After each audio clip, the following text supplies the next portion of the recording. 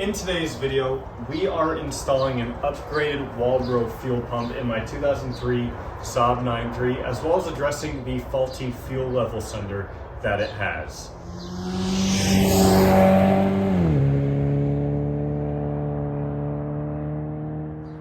Pay no attention to the missing headlights or wheels. I'm in the process of doing another job that you will hopefully see in the near future. But essentially, fuel pump replacement. This car is at 175,000 miles, and as part of my prep for the owners convention here in a couple months, I wanted to also take a look at the fuel pump because to my knowledge, it is on the original fuel pump. The fuel level sender is also on its way out, meaning when I fill it up with gas, it'll read empty for the first 50, 75 miles and then works fine. It's slowly be getting worse over time, so I figure if you're going to replace the fuel level sender, you're going to go to all that trouble, might as well just replace the fuel pump too, and in this case, also upgrade it. We're going to transition inside for a second because this is our new fuel pump basket and assembly. So we have installed a Walbro 255 pump in here. This is a fuel pump that's good for about 400 horsepower, way more power than I'll ever be making in this car. So it serves as a good, affordable upgrade. You'll see the old, I guess, factory pump is still attached. And now when I get some new pins in the mail, I will be repinning the Walbro pump into this adapter so that way it all looks OEM. I'm not actually going to film this part in the process because I kind of went down a rabbit hole of pulling this all apart, but Weakest of Weeks, good Saab YouTube channel, I'll link his video in the top corner where he does this whole fuel pump and basket disassembly and reassembly. It's extremely helpful. With the car in the air and the right rear wheel removed, we can begin with disassembly. So we will first take off this inner fender liner. There are a bunch of 10mm nuts and a couple of 8mm bolts that we need to undo for that. It's at this point I'd like to thank the sponsor of today's video, which is Mattune is actually where I purchased this new fuel pump and the fuel tank. They offer a couple different fuel pump upgrade options, as well as a wide variety of other parts for these cars, such as this suspension you see right here, tunes, lowering springs, intercoolers, exhausts, everything. You name it, they've got it. Check them out, I'll link them in the description. Now my goal is to hopefully not break off any of these studs here. My car is not rusty, so I'm hoping this goes smoothly.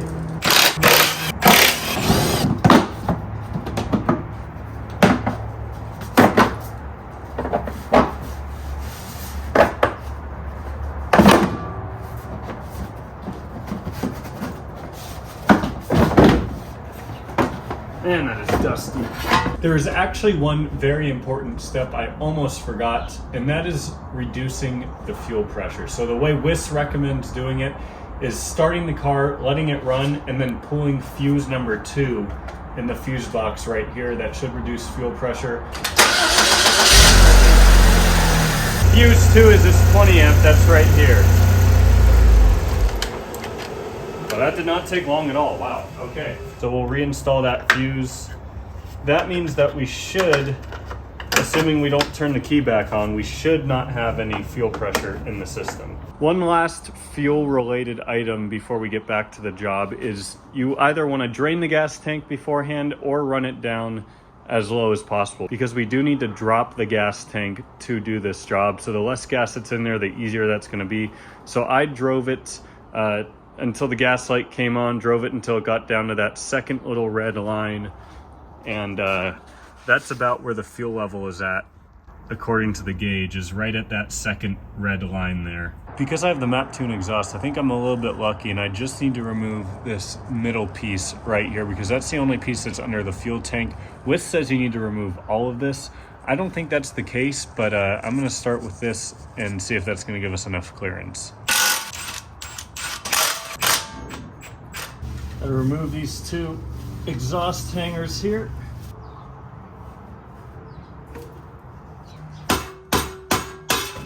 I do not have a mallet, if you couldn't tell, so I was using a rag and a hammer and didn't damage the exhaust at all, so we're good to go.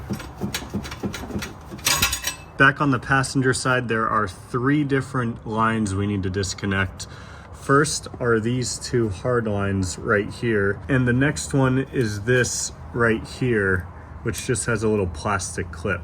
So I have a drain pan here. Hopefully we don't lose much gas. I mean, not that it's gonna get reused anyways, but let's hopefully not make a mess here. I am wearing eyeglasses just to be safe. All right. Oh my gosh, what a pain. It would have been nice if they rotated these 180 degrees so the clip is on the bottom. I did finally get it. I think I didn't break it. Hopefully this third one will cooperate a bit more. Oh man, that is stuck in there. Yeesh. Let's undo our electrical connector here.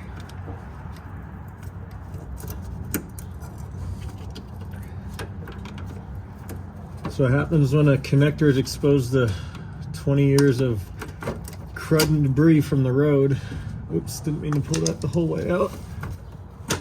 There we go. Looking at the back passenger side, there is our fuel filler hose. So we need to unscrew that next. Socket is definitely not the way to do this. I am able to loosen it much easier just with a flathead. That is definitely the method I would recommend using. There's one last line right next to the fuel filler neck right there. Just can't get it with the tank in the car. There's just no way to get your hands up there. So next, I'm gonna put a jack under the car to support the weight of the tank. And there are 4 bolts, one on each end of both straps to release the weight of the tank. Just realized I was not recording me putting the jack under the car or releasing the first one. Oops.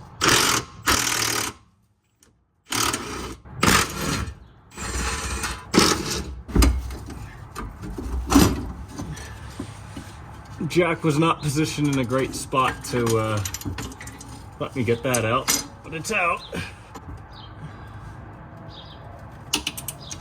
Looks like it's the fuel filler neck up here. It's loose, but it hasn't popped off. It's getting caught on the sway bar. So I've just gently been prying on this with a big flathead, not using the sharp part of the flathead at all, but just kind of gently. You can see it looks like it's just about off now. Yep, there it goes. Boom. Now let's see if he'll drop down more. Oh, a bit. What are we caught on now? Caught on something on this side. Actually, it looks like it's caught on the exhaust, which I have propped up with a milk crate. So I'm gonna take that milk crate out, and I bet that'll let us drop it down with the exhaust hanging. There we go, look at that. Here's the last line we need to pop off. You can see it connects way up here. So I'm gonna go ahead, same way we popped off these other quick connect lines, I'll do that here, and then we should be able to pull this whole tank out. That one actually popped off pretty easy. I jacked this back corner up just a hair to take a little bit of tension off it because it is just a hard plastic line. I don't wanna break it.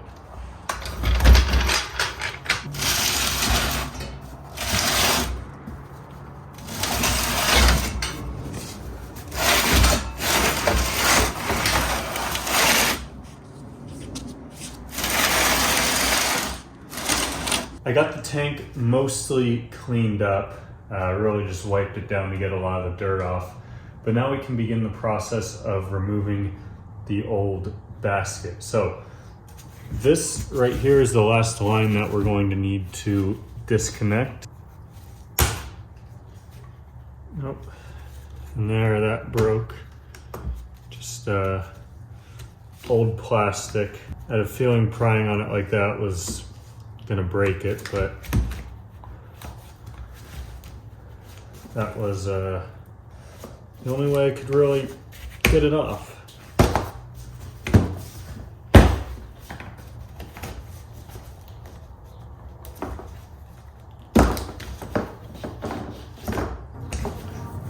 Into our 2 connectors. This one's a bit unconventional. There's looks like a red tab you gotta push over and then it comes out. But now everything is disconnected, so there is a lock ring around here that we need to break loose. Now, I guess there's a special tool to do this.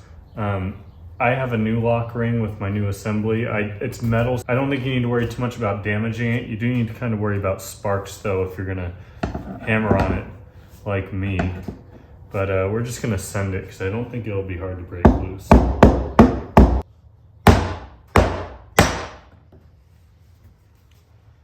There we go.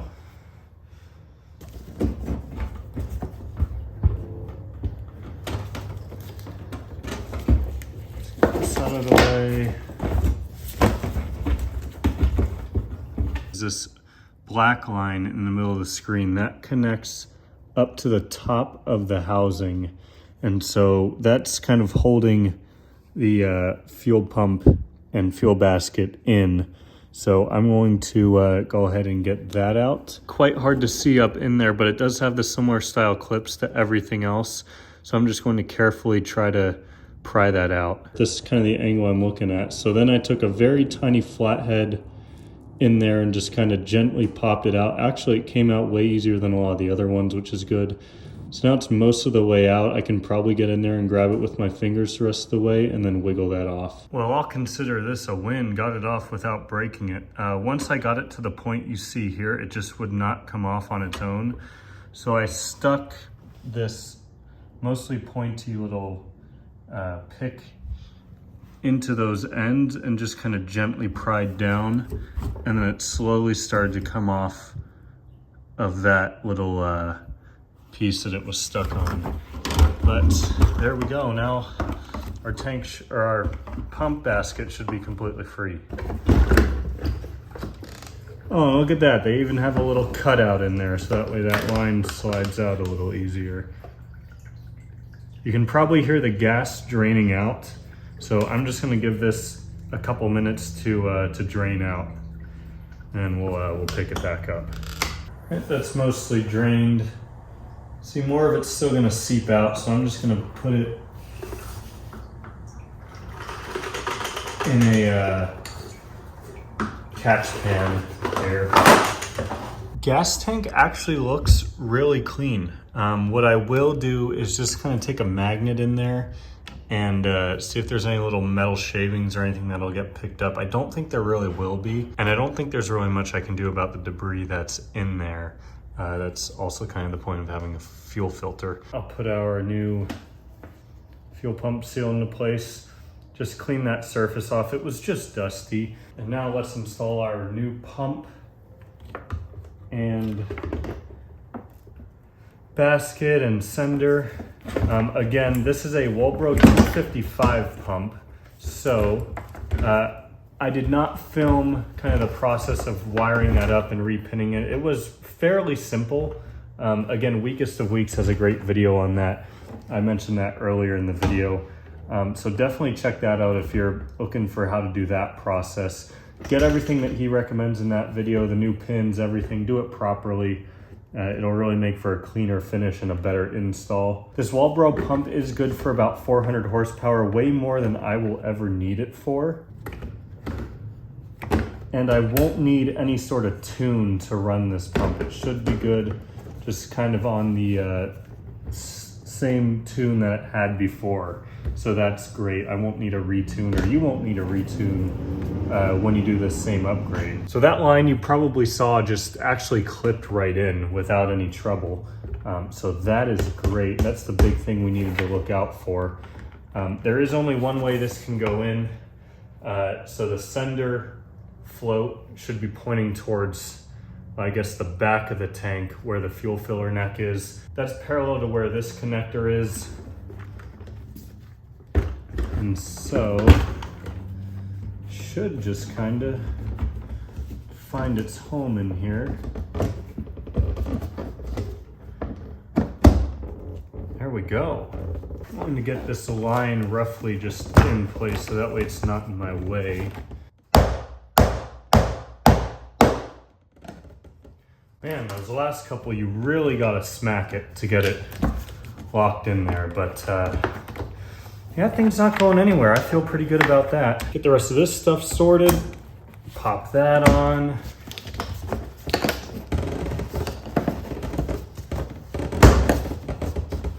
There we go, that popped into place. Connect that. And then these two guys can just sort of clip in here. And there we go. That really wasn't too bad. I think it's time to get this thing back in the car. The tank is kind of in a rough position under here.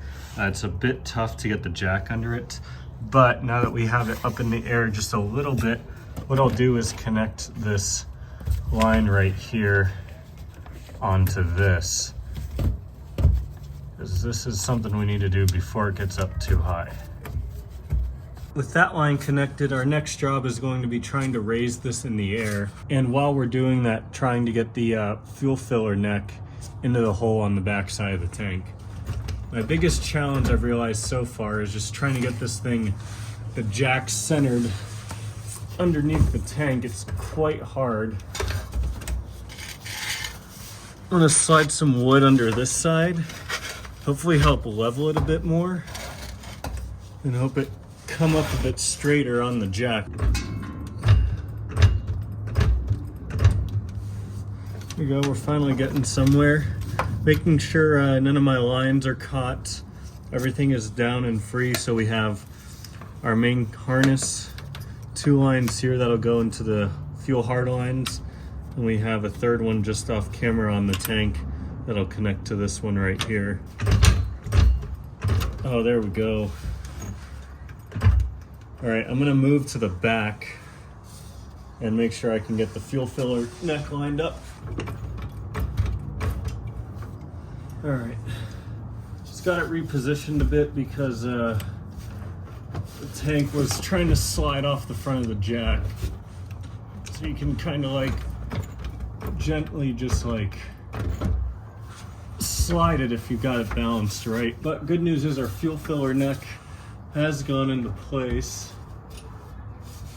We just need to get our hand in there to pull it on the rest of the way. We've got that tightened. Now I'm going to go ahead and install our 2 straps so we can take the jack off.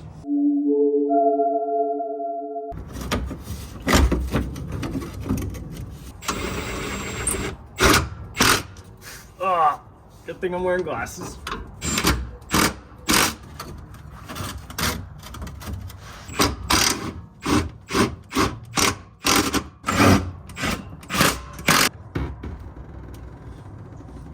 Boom. So while we tidy up the rest of these items, which are really just a few lines and a harness, there is one item I want to discuss, which is the whole conversation of dropping the tank to do this job. Now, as you can see, and as I'll attest, this is my first time doing this, it's really not all that much work. I mean, it took me 30 minutes to do everything you just saw, and that was with a good amount of struggle. It would definitely be easier if you had a second set of hands, but I get it. Rust is a thing, cross-wheel drive is a thing. With cross-wheel drive, you have a drive shaft in the way, and there's just more stuff to deal with. But still, in my opinion, it does not justify cutting a hole under the rear bench just to get access to the fuel pump. It's just kind of a hack job. It's not going to look good. You risk having the smell of fuel in your interior for the rest of the car's life. I just recommend doing it this way, the right way. Granted, my car is front wheel drive. I don't really have any rust. So relatively speaking, I have a pretty good example of a car for a job like this. Put this piece back in. Oh, I just realized I knocked the camera. I really hope you guys can see that. I apologize if not. All I did was just clip in a couple fuel lines.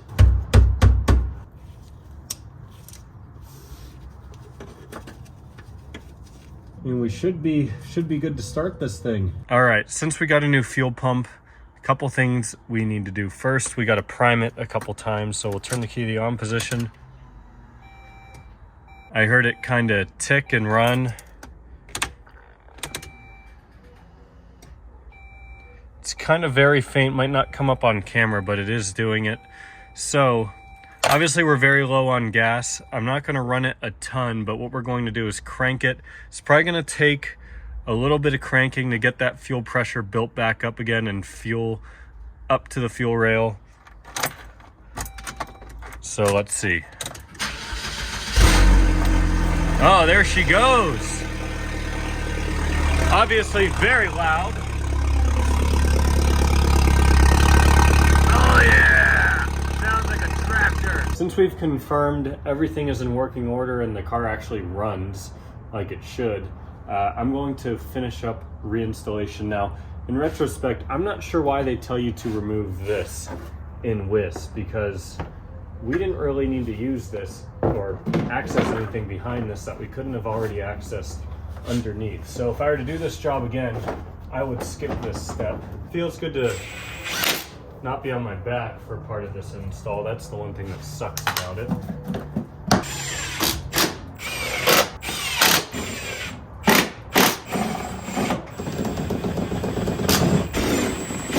And lastly, I'll just reinstall the exhaust piece underneath. Exhaust is back on, everything is buttoned up, and all we need to do is put the wheels back on. But well, we'll save that for a future video. So once again, thank you so much to MapTune for sending out this fuel pump. Check them out for all your aftermarket and some OEM Saab needs. If you enjoyed this video, give it a big thumbs up. I'm super excited to have a more powerful and capable fuel pump in here now. Can't wait to drive it. Not that it's gonna make a difference anyways. And on top of that, we fixed our faulty fuel gauge issue. Looking forward to getting this car back on the ground. I know it looks like a bit of a mess right now, but you'll see the reason for that in the future video.